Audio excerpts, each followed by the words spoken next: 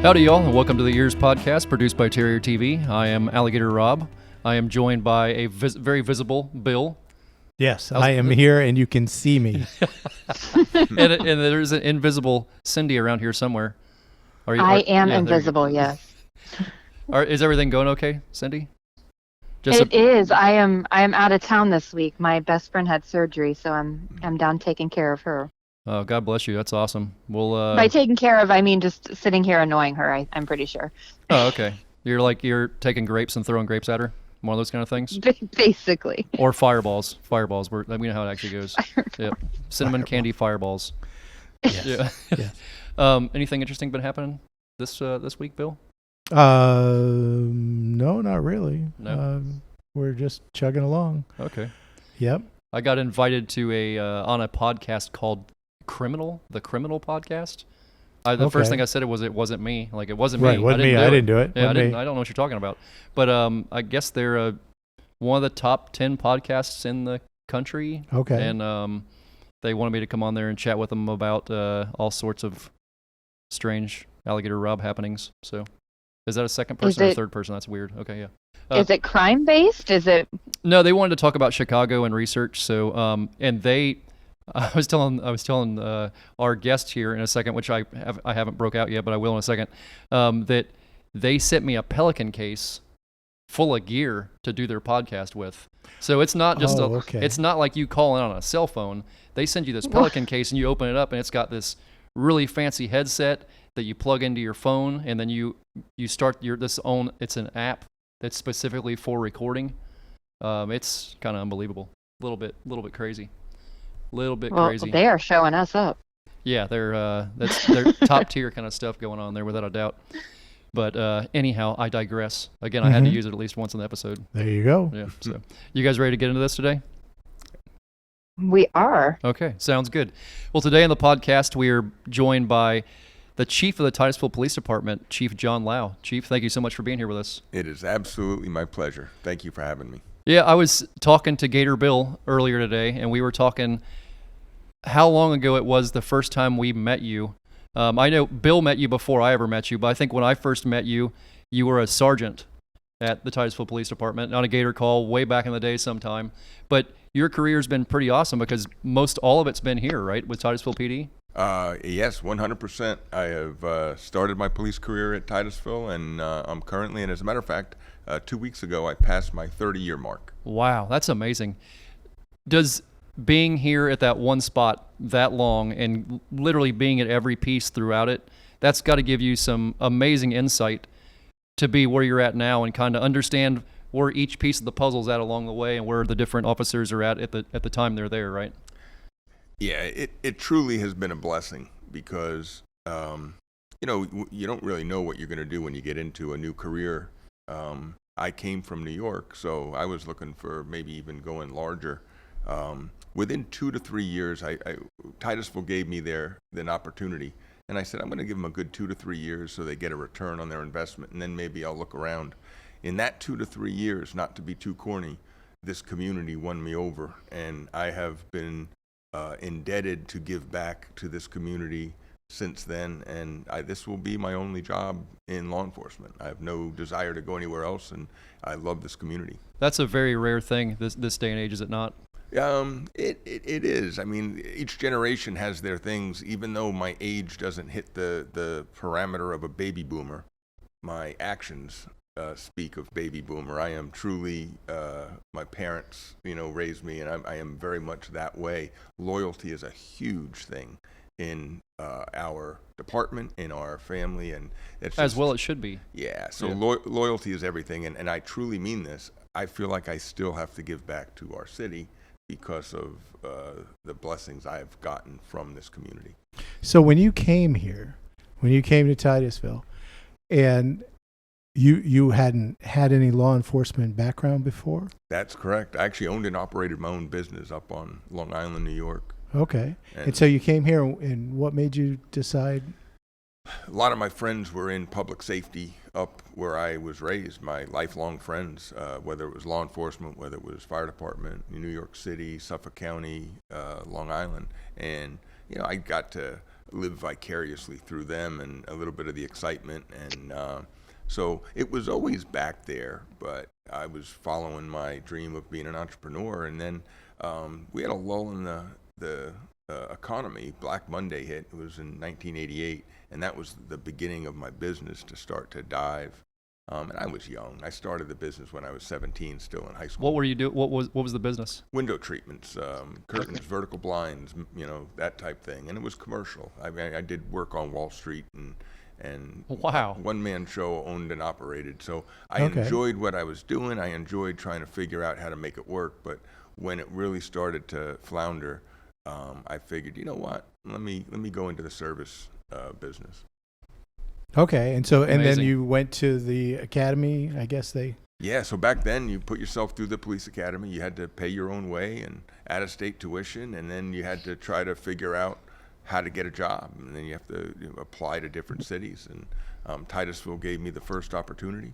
I only put 3 applications out. They were the first call. They gave me the first nod, and I've been here ever since. Okay, wow. When you started off your career here, did you ever imagine you'd be where you are now? Was that ever part of the plan? No, it was never. Never had those aspirations? No, but my mom and dad always instilled to always strive for more and always try to do more and give more than you take type thing. And I've always been in my mind a problem solver and wanting to be part of the solution instead of part of the problem. So I never dawned on me. I was just serving our community, and then it just kept going, and I had such an amazing time. And truly, the officers we have today, right now, the men and women that are out there, I've never, in my 30 years, I've never seen such an amazing staff of folks that they take their job seriously, but not themselves. And it's really, I was actually telling Frank that the other day when he was talking about how you were going to be on the show. Fixing to say the same thing. Yep. So I told him, your officers, I interact with all kinds of law enforcement agencies because of my job. Your officers, above and beyond, are always the most compassionate, the most willing to help, the most concerned about whether or not they're doing a good job working with victims. It's beautiful to watch. Well, thank you. They really, it's fun to work alongside of them, and it truly is a blessing. Yeah, it's a great group of human beings, and Cindy and I were talking about that. With the work I do too, I deal with a lot of law enforcement all over the county and have for a long time, and it's always been a pleasure dealing with Titusville. I mean, it's a lot of great officers. Not to mention, I think the best looking vehicles in probably the state. I told the fire department the same thing, which I still believe is true. But I tell you what, the graphics in the police cars are amazing. So, yeah.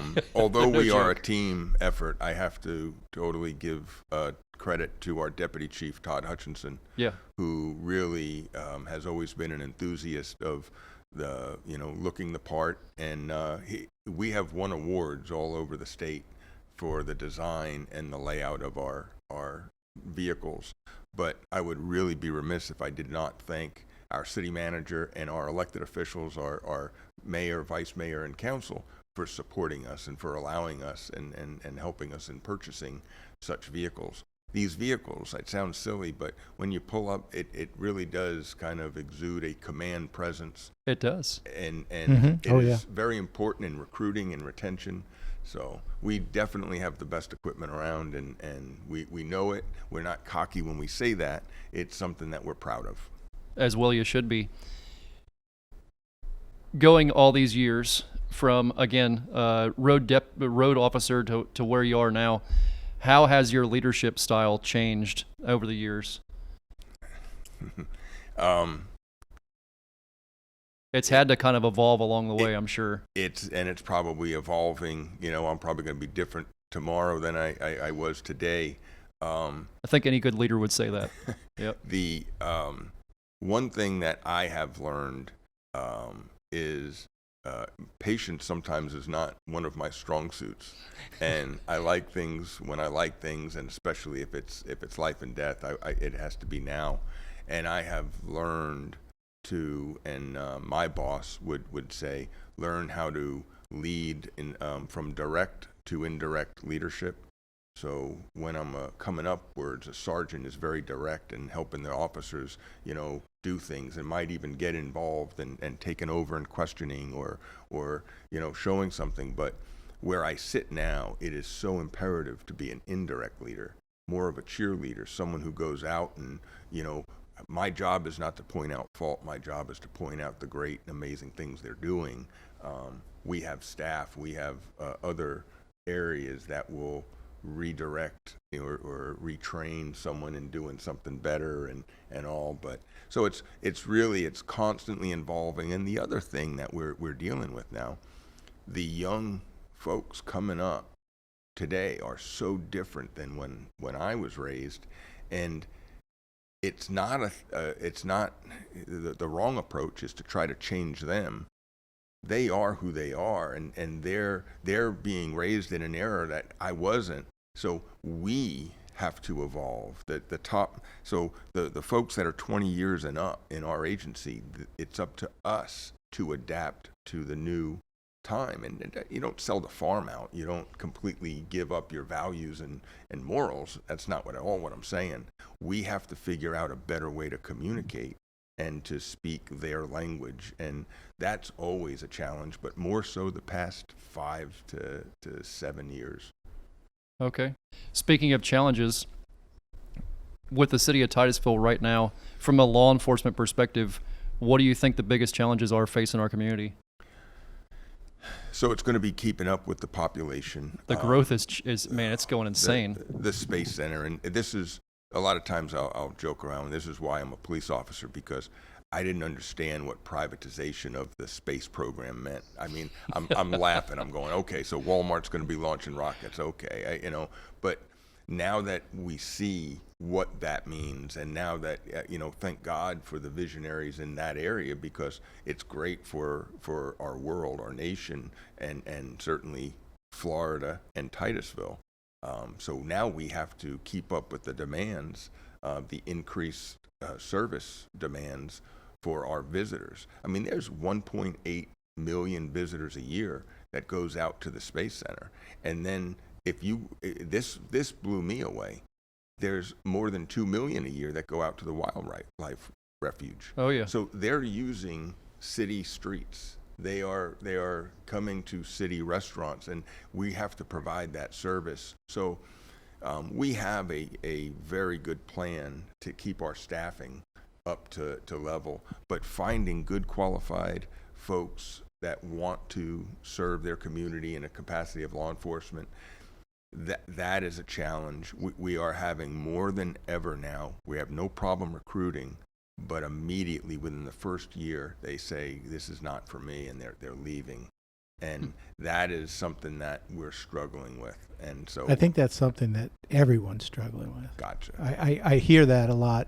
Especially in the law enforcement world. Well, but Yeah. even in other jobs, I mean, they talk about a young person nowadays, it's not unusual for them to come to you with a resume where they've had 5 different jobs in the last 2 years, which Right. you and I would think, when we were brought up, you don't do that. You stay at a job for 3 years and then you move on.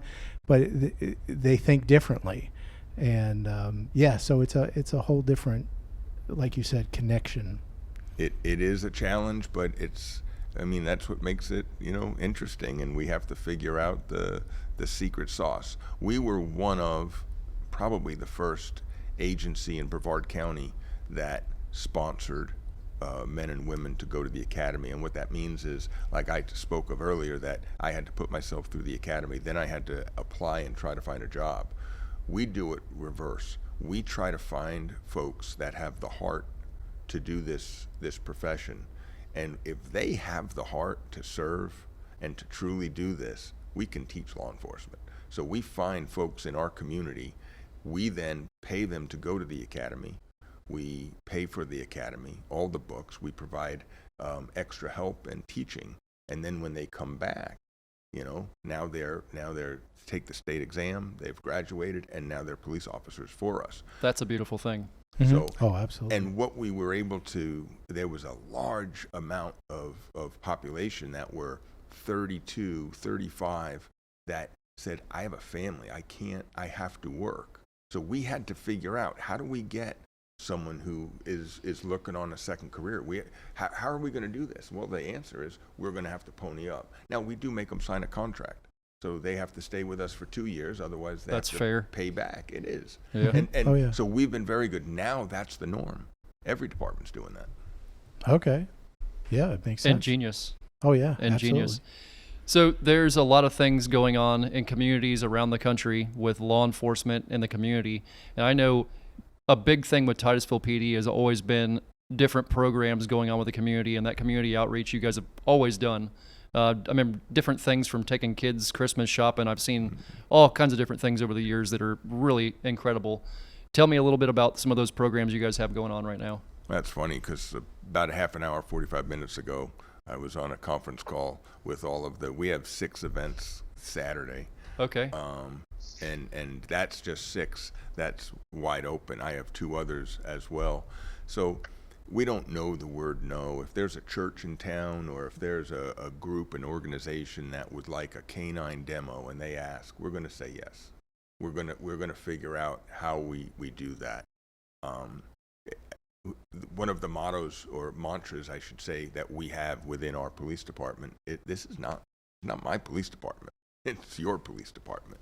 It's the community's police department. Which is a beautiful and unique way of looking at it. And so if somebody needs something or wants something, it's theirs. Well, then they're going to get it. Yeah. And so we want to break down any barriers that might be there. We want, especially when we're dealing with young kids, we want them to look at our officers and not be in fear. We Right. want them to be petting the dogs and enjoying that type of an opportunity. And what's really neat is you see us like in a parade, a Christmas parade, and you'll hear that's the dog that was in my class, Mommy. And it's really awesome that they remember that and they remember their name, and the handles will go over, and it's just, that's what we're aiming for. That's our goal. Well, and I think the whole resource officers in schools helps, with kids to, you develop a relationship with a police officer and as somebody that you can trust and somebody that's a friend. Yes. And I think that's been an excellent, because being a teacher, and I've seen that over the years when we started it, and it's done wonderful things. And thank you. We have 12 in the city of Titusville. We have probably around 7 or 8 officers that work the road. So 50,000 people are serviced with 7 or 8. And we have 12 officers alone in the schools. That's how committed we are to the program. And I'm glad you pointed it out, because I don't think a lot of times new programs are started from a knee-jerk reaction from an incident. And it's understandable. So you go down to what happened south of us and the tragedy down in Broward County. And then all of a sudden Tallahassee gets involved. And I love that they got involved, but they were too much on security. The strength of the SRO program, the school resource officer program, is the relationship building.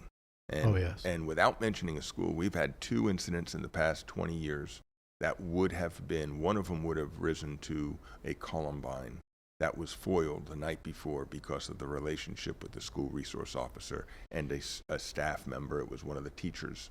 And the other one was a student. And so it's not the, yes, we're ready to keep all the kids safe, and that's truly what, our goal would be in that situation.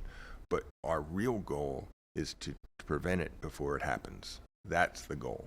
Right. Yep. No doubt about it.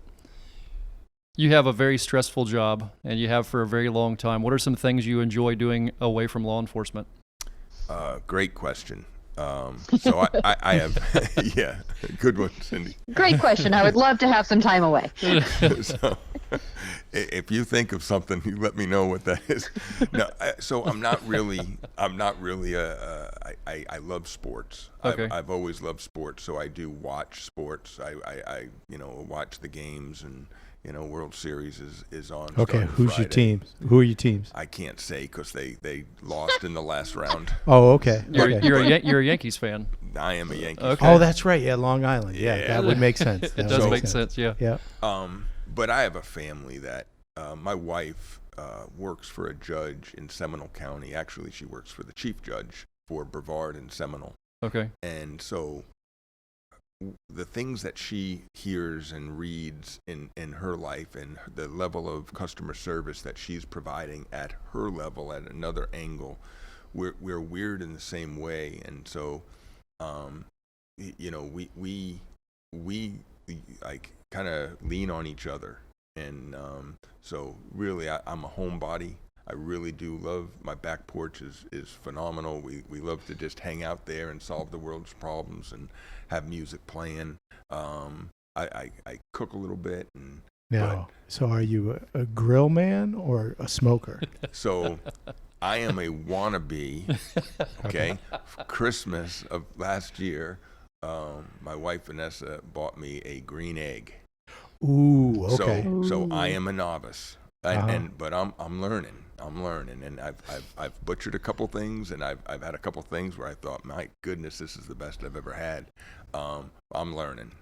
Yeah, because what was it? Somebody said to me, there comes an age when you either need to learn how to smoke meat or become an expert in World War II. Those are your two options. Oh my garage, that's a riot. Okay, so I don't, honest to goodness, I've seen the green egg.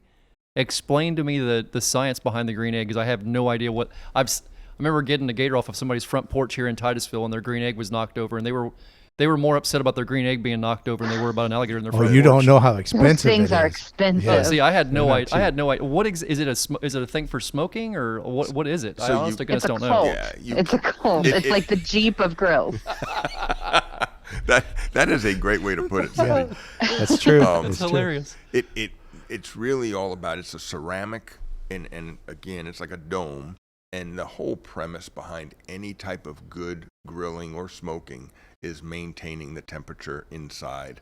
Okay. And so if you take your traditional propane grill that you might get at one of the box stores, and you open it up and you're poking at it and you're smushing the burgers and everything, you've let all the heat out. And now we put it back down, and we're expecting it to catch right back up, but it's going to take a good 5 to 10 minutes to catch back up. So the premise, there's several other name brand grills that are very, very good. As a matter of fact, the green egg people will go again, I can't even Traeger, or there's another one which is where you have the smoker going, but it's really just about maintaining the temperature. And the green egg's supposed to be really good at that. It is. And Okay. Well, because it's ceramic, it holds the heat. I had no idea the science behind the green egg. I just knew it was a green egg. And I knew it was for cooking, but I knew nothing more than that. When you sear a steak at like 800 degrees is what it is in there, it makes a huge difference. You do that in your house, and you have that smell inside your house for the next 2 weeks. Yeah. So, and again, I'm just sticking my toe in the water. Have me back next year, and I'll give you an update. Okay, sounds good. The Jeep of grills, is that what you said, Cindy? That's funny as hell. Yeah, that was the greatest quote I think we've heard in a long time. That was good. Oh, Lord. All right, so you guys ready to do some trivia? Absolutely. Yeah. Maybe. This one, it might be up y'all's alley. I don't know. So I went with law enforcement movies. Law enforcement Oh, movies. gosh. Yeah. Okay. Movies that had a law enforcement theme to them, which there's been some pretty good ones. And I found out looking through this, most all the good law enforcement movies were from the late 80s and early 90s. Almost all of them. It's pretty spooky when you come right down to it. But okay. So this movie, made in 1988, involved a New York City policeman visiting his estranged wife. It's a Christmas movie. It is a Christmas movie. I watch it every Christmas. Movie. Yeah. I watch it every Christmas. Die Hard. Indeed. Yeah, I was about to say that. Yeah, it is. Yep. Okay, so number 2. This movie in 1987 involved a LA police detective. The name of the movie was Lethal Weapon. What was that detective's name, the main star of it? Riggs? Yeah, it was Murtaugh and Riggs. Do you remember what Riggs' first name was? Riggs. Martin. Oh, God. It was Martin Riggs. Yes, that's right. Very good. Very good. That's right. This one was one of my favorites. I still enjoy watching this when it comes on. This movie, made in 1987, was directed by Brian De La Palma. De Palma? Brian De Palma. De Palma, yeah. It involves a famous crime boss known as Al Capone. Yeah. Okay. So what was that movie called? Capone. Nope. Godfather? Nope, not The Godfather either. Nope. No. It Alan De Palma. starred 3 very famous people. Yes. 87, you say? 87, yep. Go ahead, Cindy. Tell us. I have no idea. The main character in it was Kevin Costner. Oh, The Untouchables. The Untouchables, yeah. It was The Untouchables. Kevin There we Costner, go. Sean Connery, and Robert De Oh, Niro. yes. That's the one where, they knock one of yours out, Oh, and yeah. Sean Connery's giving him Yes. the speech. Okay, and question B off of that. What Okay. was Kevin Costner's character's name in The Untouchables? Oh, that was easy. Elliot Ness. It was Elliot Ness. All right. Mm-hmm. Well, you guys are knocking him out of the park. Because he was a very famous FBI agent. Mhm. I mean, and He they made was, the TV series, The Untouchables. My dad used to watch it. Really? When I was a never kid. saw that. Oh, you didn't? Black and white. So, Okay. I like And, plenty of and black I and white love the shows. way that you said, I watch that movie when it comes on. They stream stuff, dude. You can click on something and watch. Oh well, I know, but if I look somewhere and it pops up, and I it watch pops it. up. Yeah, How often does that happen? quite a What do bit. you live in a cave or something? I don't know. Sometimes I feel like I do. Yeah. Okay. Sometimes I hollow out a spot in a tree and just hang out for a couple of days, and then I plug And plug the cable you got into your it. rabbit ears I up. plug the cable into rabbit it. Yeah. ears up, and you try. you're watching channel Oh. 35 or whatever. Okay. Okay. You're gonna get me chuckling. I'm not gonna stop. All right. This movie, made in 1995, involved a master criminal who was actually Robert De Niro, and Okay. he was trying to take one last score before he retired. Heat. Indeed. Yeah. Okay. One of the most famous shootout scenes I think in I any love movie. that shootout scene. Yeah, that was a pretty good one from back in the day. All right, you guys are destroying these. It's not even fair. Oh, see. All right. Cindy, yep, you shouldn't have gotten all of them right. I am definitely not winning this one. This movie was 1993. Harrison Ford is wrongfully accused of murdering his wife. What was Harrison Ford's name? Oh God. He was a doctor. Doctor. Mm-hmm. He was a doctor. A one-armed man. Right, Killed his because wife, it's yeah. the fugitive is the It is the The Fugitive. movie. Yep. And what was his name? I cannot remember. You got the doctor part down. Yeah. Well, I got the Yeah. doctor part down. Thanks. That's another one of those. If it's on, you have to watch it. If it's somewhere and it's playing, Yeah. you got to stop what you're doing and watch it. Yep. It was classic. Oh yeah, Tommy Lee Jones. Indeed. Yep. His first name was Richard. Oh, Richard Kimball. Yeah, indeed, Richard Kimball. I knew if I gave That you was the it. part, you'd That have was it. it. Good job.